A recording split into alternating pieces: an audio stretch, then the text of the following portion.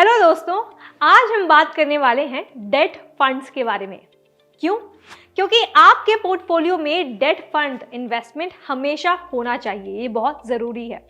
ज़्यादातर देखा गया है कि बहुत लोग स्टॉक्स में या फिर इक्विटी में इन्वेस्ट करते हैं, उसमें इनका फोकस ज़्यादातर रहता है, पर डेट फंड्स भी बहुत ज़्यादा पावरफुल इन्वेस्टमेंट ऑप्शन है आपके लिए। तो चलिए जानते हैं कि डेट फंड्स क्या होते हैं और इसमें निवेश करने का सही वक्त कौन सा है, यानी कि best time to invest in debt funds. Hello दोस्तों, मेरा नाम है नमिता पांडे और आप सभी का एक और नए वीडियो में स्वागत है। तो बिना किसी देरी के चलिए शुरू करते हैं।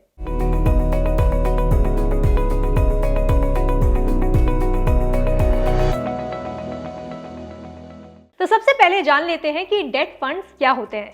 मैं आपको बता दूं, डेट फंड एक fixed income mutual fund scheme है और ये बहुत सारे इंस्ट्रूमेंट में इन्वेस्ट करता है, डेट इंस्ट्रूमेंट में इन्वेस्ट करता है, जैसे कि आपका कॉर्पोरेट बॉन्ड्स, गवर्नमेंट सिक्योरिटीज़ या फिर गवर्नमेंट बॉन्ड्स या फिर डिबेंचर्स में ये इन्वेस्ट करता है, टी बिल्स यानी कि ट्रेजरी बिल्स में इन्वेस्ट करता है, एक्सेट्रा।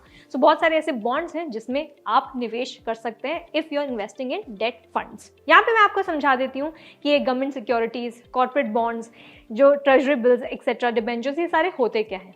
यहाँ पे मैं आपको बता दूँ कि जब भी हम इन्वेस्ट करते हैं डेट फंड्स में, इसके जैसे कि इसके नाम से ही हमें पता चलता है, डेट फंड्स यानी कि ऐसे फंड में हम निवेश कर रहे हैं जो डेट है, यानी कि जहाँ पे आप कर्ज दे रहे हैं। उल्टा अक्सर लोग कर्ज लेते हैं, पर डेट फंड्स में आप कर्ज दे रहे हैं। अब सवाल ये आता है कि आप किसे कर्ज दे रहे हैं। ये डिपेंड करता है कि अगर आप गवर्नमेंट बॉन्ड्स खरीद रहे हैं, क्या आप कॉर्पोरेट बॉन्ड्स खरीद रहे हैं, क्या आप डिबेंचर्स खरीद रहे हैं, ट्रेजरी बिल्स खरीद रहे हैं, एक्सेट्रा। तो ये क्या होते हैं बेसिकली, जब भी आप डेट फंड में इन्वेस्ट कर रहे हैं, अगर आप गवर्नमेंट बॉन्ड्स, फॉर एग्जांपल अगर आप गवर्नमेंट बॉन्ड्स खरीदते हैं या फिर एक कॉर्पोरेट बॉन्ड्स खरीदते हैं, तो यहाँ पर आप जब इन्वेस्ट करते हैं तो ये जो पैसा है वो फंड रेज होता है। अगर कोई भी गवर्नमेंट कुछ इशू कर रही है, बॉन्ड इशू कर रही है, तो उसको बेसिकली इस गवर्नमेंट या फिर एक किसी कंपनी को पैसे रेज करने होते हैं, तो इसे हम आइदर गवर्नमेंट बॉन्ड्स बोलते हैं या फिर हम कॉर्पोरेट बॉन्ड्स बोलते हैं, जहां पर ये जो गवर्नमेंट है, ये जो कंपनी है, उसे फंड रेज करना है और वो बहुत सारे इन्वेस्टर्स को बोल देती है कि हमें एक प्रोजेक्ट के लिए या किसी भी पर्पस के लिए पैसे रेज करने हैं। तो जैसे जैसे इन्वेस्टर्स को पैसे इसमें लगाने हैं, वो इसमें इन्वेस्ट कर दे और इन रिटर्न आपको क्या मिलता है? इन रिटर्न यहाँ पे आपको मिलते हैं बॉन्ड्स। तो इसके साथ आपको ये प्रॉमिस भी मिलता है कि इस बॉन्ड के बदले आपने जो प्रिंसिपल भरा है, जितना भी आपने यहाँ पे कर्ज दिया है, चाहे वो सरकार को दिया हो या फिर कॉर्पोरेट्स को दिया हो यानी कि कंपनीज को दिया हो, तो यहाँ पे आपको ये प्रॉमिस मिलता है कि इस बॉन्ड के बदले आपको प्रिंसिपल आपका डेफिनेटली मिलेगा और साथ ही इसके मैच्योरिटी के बाद आपको इंटरेस्ट भी मिलेगा। तो इसे ही हम कहते हैं डेट फंड, जहाँ पर आप बेसिकली किसी बॉन्ड को खरीद कर उसे पैसे देते हैं और इन रिटर्न उस पर इंटरेस्ट भी कमाते हैं।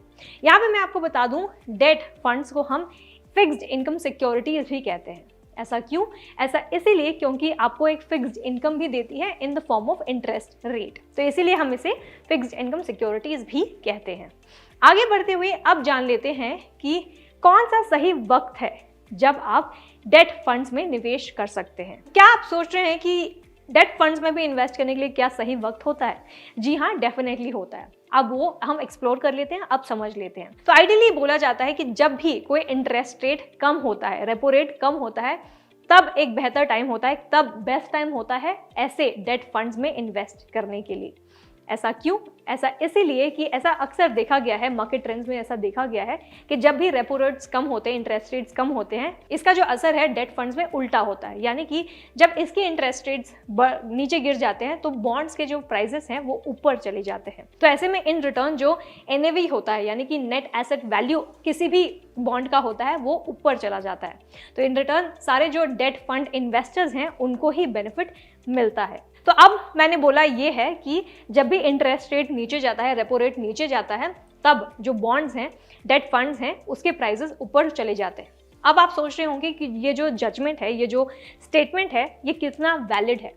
अब मैं आपको ये टेबल के माध्यम से समझा देती हूँ। तो इस टेबल में आप देख सकते हैं clearly the performance of date funds, यानी कि डेट फंड्स ने कैसा परफॉर्म किया है जब भी कोई इंटरेस्ट रेट या फिर रेपो रेट नीचे चले गए हैं या फिर रेपो रेट में कोई कट हुआ है। तो यहाँ पे आप अपने चार्ट में देख सकते हैं, अपने टेबल पे देख सकते हैं कि पहला आपको बॉक्स दिखाता है कैलेंडर ईयर का, दूसरा है लोएस्ट रेपो रेट, तीसरा है डेट, अगर आप कॉर्पोरेट बॉन्ड्स में अगर आप इन्वेस्ट किए हैं तो, और चौथा है बैंकिंग एंड पीएसयू फंड। तो अगले बॉक्स में हम देख सकते हैं 2020 में यानी कि 2020 में जो लोएस्ट रेपो रेट था जो था 4% का, तब हमने देखा था कि जो डेट कॉर्पोरेट बॉन्ड्स है इसके जो इंटरेस्ट है, इसका जो प्राइस है वो बहुत ज्यादा ऊपर था और यहाँ पे इंटरेस्ट रेट था 9.93% का। तो यहाँ पे आप क्लियरली देख सकते हैं कितना ज्यादा वास्ट डिफरेंस है in repo rate and in debt bonds. वहीं अगर हम तीसरे लाइन को देखें तो यहाँ पर जो बैंकिंग एंड पीएसयू फंड है इसका भी इंटरेस्ट रेट बहुत ज़्यादा हो गया था और यहाँ पे इंटरेस्ट रेट था 9.83% का।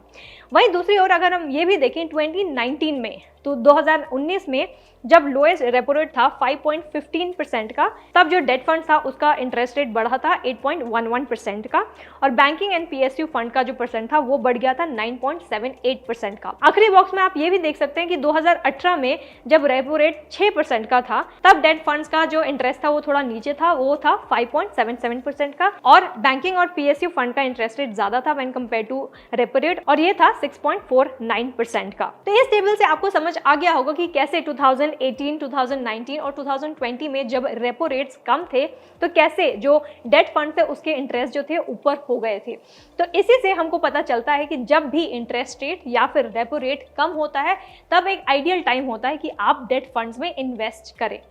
पर यहाँ पर यह भी बोला जा सकता है कि how will you predict the future, यानी कि आप ये प्रिडिक्ट तो नहीं कर सकते कि आगे चलकर रेपो रेट घट जाएगा और तब मैं डिसाइड करूंगा कि हाँ मुझे डेट फंड्स में इन्वेस्ट करना चाहिए। ऐसे वक्त का आप वेट बिल्कुल भी ना करें। ऐसे में आप क्या कर सकते हैं, ऐसे में आप एक स्ट्रैटेजी बना सकते हैं कि क्यों और कैसे आपको डेट फंड्स में इन्वेस्ट करना चाहिए।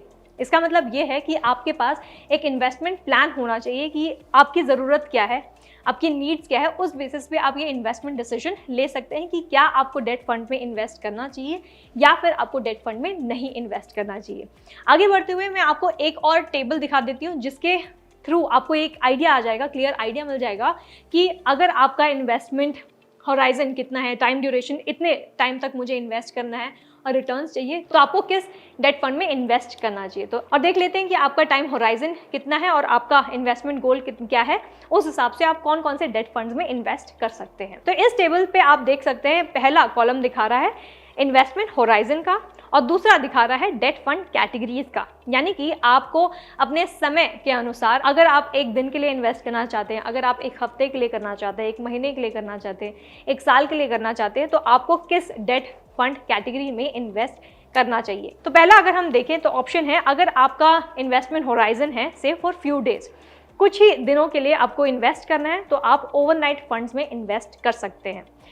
अगला है अगर आपको कुछ महीने के लिए करना है for few months when you are investing से फॉर इमरजेंसी फंड, अगर आपको एक इमरजेंसी फंड क्रिएट करना है और अगले कुछ महीनों के लिए ही आपको इन्वेस्ट करना है और रिटर्न पाना है, अच्छे रिटर्न्स पाना है, तो इसके लिए आप इन्वेस्ट कर सकते हैं लिक्विड फंड्स में। तीसरा ऑप्शन ये है अगर आप से फॉर ईयर अगर एक साल के लिए इन्वेस्ट करना चाहते हैं, तो ऐसे में कौन सा डेट फंड्स आइडियल है, ऐसे में आप अल्ट्रा शॉर्ट ड्यूरेशन फंड्स में इन्वेस्ट कर सकते हैं। अगला है अगर आपको 1 साल से 3 साल के लिए इन्वेस्ट करना है, तो ऐसे में आप मनी मार्केट फंड्स, लो ड्यूरेशन फंड्स और साथ ही शॉर्ट ड्यूरेशन फंड्स में निवेश कर सकते हैं। अगर इन केस आपका टाइम होराइजन से 3 साल से ज़्यादा है, अगर आपको 3 साल से ज़्यादा तक इन्वेस्टेड बने रहना है, तब आपको आइडियली कॉर्पोरेट बॉन्ड फंड और साथ ही बैंकिंग एंड पीएसयू फंड्स में निवेश करना चाहिए। तो ये भी एक कैटेगरी है डेट फंड का जहाँ पे आप निवेश कर सकते हैं। अगर इन केस मान लेते हैं कि बहुत सारे लोगों को ये डिसीजन नहीं लेना आता, आपको नहीं पता है और आप श्योर नहीं हो कि आप कितने टाइम तक इन्वेस्ट करना चाहते हो, तो ऐसे में आपको liquid funds, ultra short duration funds और साथ ही मनी मार्केट फंड में निवेश करना चाहिए। ये सारे ऑप्शंस को आपको एक्सप्लोर करना चाहिए। तो उम्मीद करती हूँ कि इस टेबल से आपको समझ आ गया होगा कि कहाँ आपको निवेश करना चाहिए डिपेंडिंग ऑन कि आपका इन्वेस्टमेंट होराइजन क्या है, कब तक आपको इन्वेस्ट करना है और रिटर्न्स कितने पा सकते हो आप। अगर इन डिटेल आपको जानना है कि कौन कौन से ऐसे अलग अलग टाइप्स के डेट फंड्स हैं या फिर दूसरे टाइप्स के म्यूचुअल फंड्स हैं, तो ऑलरेडी मैंने और एक वीडियो बनाया है on types of mutual funds, तो वो भी आप वीडियो ज़रूर देखिए और जानिए कि आइडियली आपको कहाँ इन्वेस्ट करना चाहिए। क्या आपके लिए इक्विटी म्यूचुअल फंड सही है, डेट म्यूचुअल फंड सही है या फिर हाइब्रिड म्यूचुअल फंड सही है। अगर आपको और भी इन डिटेल जानना है डेट म्यूचुअल फंड के बारे में, तो आप वो वीडियो डेफिनेटली देख सकते हैं जहाँ पे हमने different types of debt mutual funds के बारे में बात की है। तो इस वीडियो में इतना ही। उम्मीद करती हूँ कि इस वीडियो से आपको थोड़ा आइडिया मिल गया होगा कि कौन से डेट फंड में आपको निवेश करना चाहिए, डिपेंडिंग ऑन कि आपका इन्वेस्टमेंट होराइजन क्या है और साथ ही आपको कब डेट म्यूचुअल फंड में इन्वेस्ट करना चाहिए। तो इस वीडियो में इतना ही।